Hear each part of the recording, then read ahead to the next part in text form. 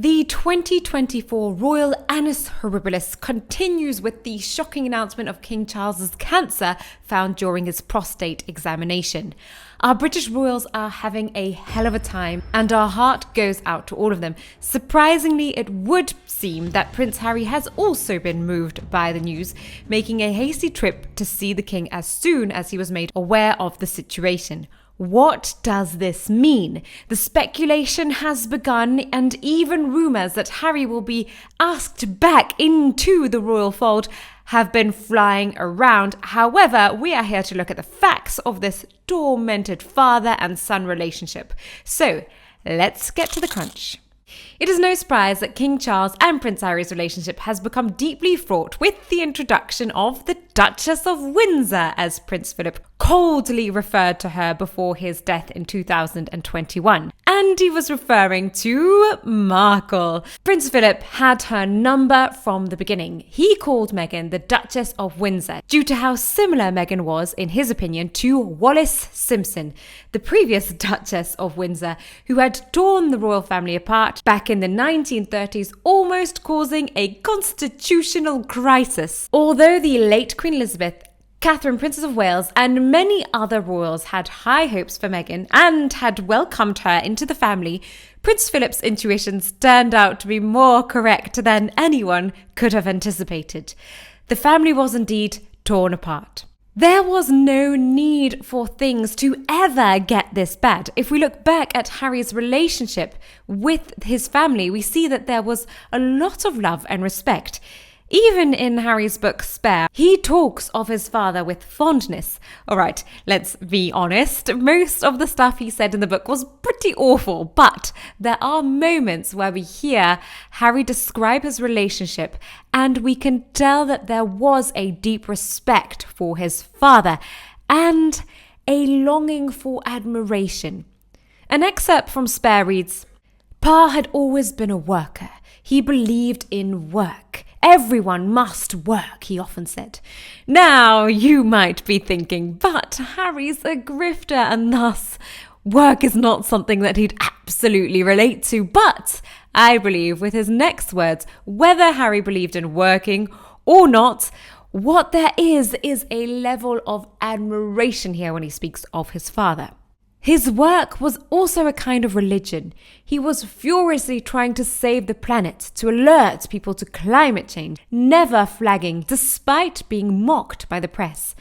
Now, being mocked by the press is something that Prince Harry can relate to, certainly over the last few years. Harry reveals also in that chapter that he and his brother would often find their father working into the night, surrounded by mountains of posts that he was attempting to read and reply to, often working so hard that he would fall asleep at his desk. A young Prince Harry and Prince William would wake their father up by shaking his shoulders, causing the king to peel his head up from the desk and subsequently unstick the letters which had become glued to his forehead during the nap. There is a deep admiration in all of this, although many of the chapters of the book are harsh towards the king, revealing intimate secrets that should have been kept private. It is in this chapter that we see some love for his father. One of Harry's most proud achievements is his ability to pilot an aircraft, which is a passion he shares with his father. Harry states in Spare, "Along with the importance of work, he also believed in the magic of flight. He was a helicopter pilot, so he particularly loved seeing me steer jets over the marshy flats at ungodly speeds." This entire book is self-indulgent on an ungodly level, but when you peel back through the layers of puke-worthy self-flattery within this sentence, what we are looking at is a son who desperately wants to make his father proud. In this moment, we are looking into the lives of not just a king and prince, but a beautiful father and son story. He later goes on to talk about how delighted he felt to see his father in these moments when he was beaming with pride for Prince Harry.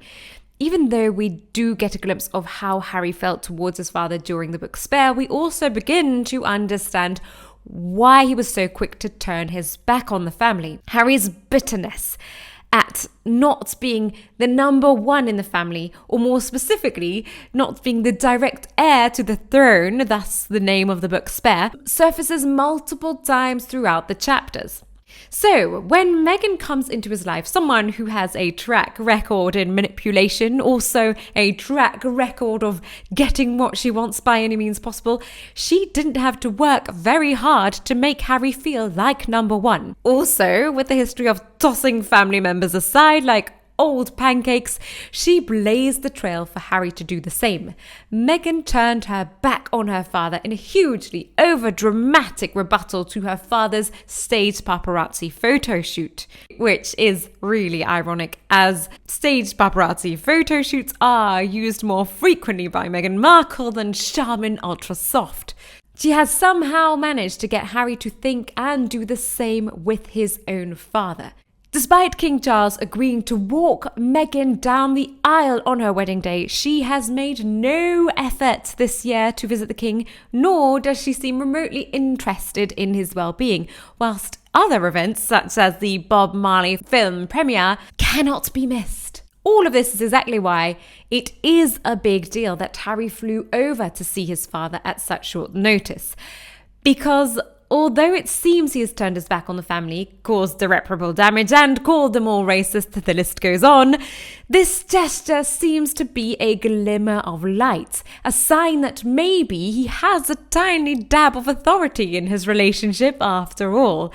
That maybe one day he could see the light and ask for forgiveness for all of the cruel things he's done to his own family. And let's be honest, he did spend just 30 minutes with his father, which is by all means absolutely pathetic, but it is 30 more minutes than Meghan Markle has given to her father in the last 5 years. It was terribly tragic when the Queen passed away, with all of the horrid things Harry and Meghan had said about her and her family still plaguing her. What we would love to see now is that Harry has indeed learned from that tragedy and will wise up to the fact that what everyone wants is for him to be honest about the fact that he was celebrated before he decided to quit the royal family, honest about the fact that there was no royal racist and the Sussexes' race-baiting tactics just failed miserably, honest about the fact that he is extremely privileged, and honest about the fact that he has been a horrific example of a son ever since he met Meghan Markle. Someone said, where was the caring, devoted son when Harry's friend Scooby accused King Charles of being racist? Harry never came forward to denounce the royal racists that were released in Omid Scobie's book, and of course some allegations that he and Meghan had plotted with Scobie for the release of the names to happen in the book, thus allowing Meghan to write about it in her story, which should be coming out at some point this year. And sometimes the lack of action says more than the action itself. The lack of any effort to stand up for his family, to stand up for, sadly, the two royals that he named racist, who have now faced such challenging medical issues. His lack of being there for them speaks volumes. We were waiting for him to come forward. We were waiting for him to say something, to negate these royal racist names that came out in Omid Scobie's book. And that, I think, is a very telling sign that the rumours stating he was involved in the names coming to light were in fact somewhat true. Someone else said, he's circling like a vulture, traitorous little worm.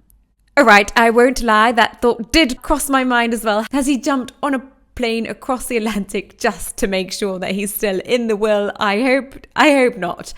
But the thought did cross my mind as well. It's a horrible thought, and so I brushed it out of my mind. But I can't say that all of us are not somewhat thinking the same, whether we say it or not.